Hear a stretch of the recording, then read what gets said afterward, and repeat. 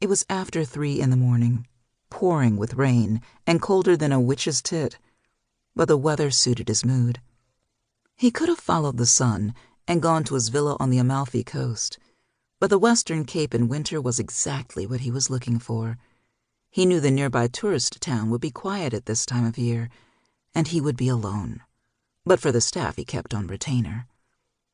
The only individuals with whom he would have to interact would be Amos Malloy, the gardener, his driver, George Clark, and the dour live-in housekeeper, Mrs. Cole.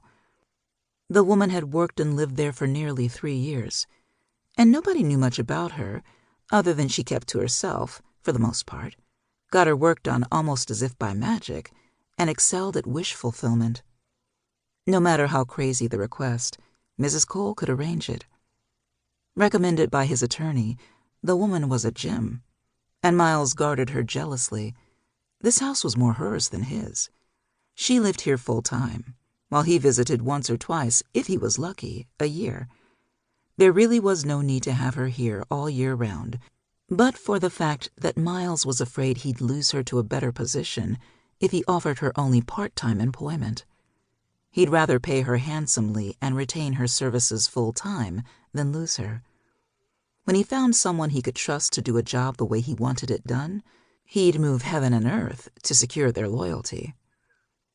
He had forgotten to let her know he was coming, but he had faith that Mrs. Cole wouldn't miss a step.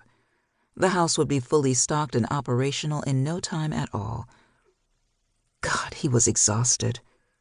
His arrival to the house was quiet, and there was no sign of Mrs. Cole when he disabled the alarm and stepped into the dark kitchen from the basement garage.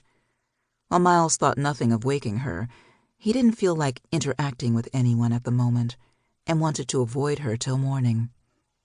He allowed George to carry his bags to his room before dismissing the man for the rest of the night. He needed a hot shower, some food in his belly, and sleep. Lots of it. Years of it. About 5 minutes after George left, Miles made his way down the long passageway from his suite to the huge rustic country kitchen. He needed a sandwich or something before showering and crawling into bed. He hoped Mrs. Cole had stocked some of the basics. She had her own private wing, complete with a kitchen, a sitting room, and study, so her personal grocery supply likely wouldn't be stocked in this kitchen. Still, he hoped there was something edible at least. He stopped dead in his tracks when he got to the kitchen and blinked at the sight that met his eyes. The previously dark room he had walked through a few moments before was now brightly lit. A tall, shapely, unmistakably feminine figure stood framed, with her back to him, in the door of the large refrigerator. The mystery woman was wearing a pair of loose exercise shorts and a long-sleeved t-shirt. She had strong, lean legs, leading to gorgeous firm thighs and a round, shapely bum, the lush fullness of which tapered into a tiny waist, slender back, and narrow shoulders.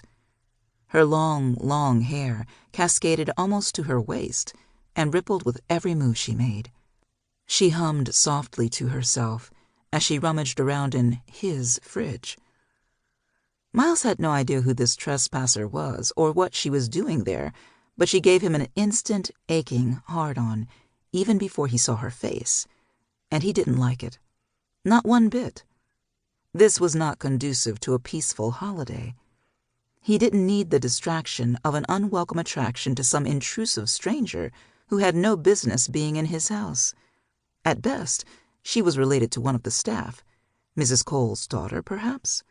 At worst, she was a trespasser. Either way, she was not welcome.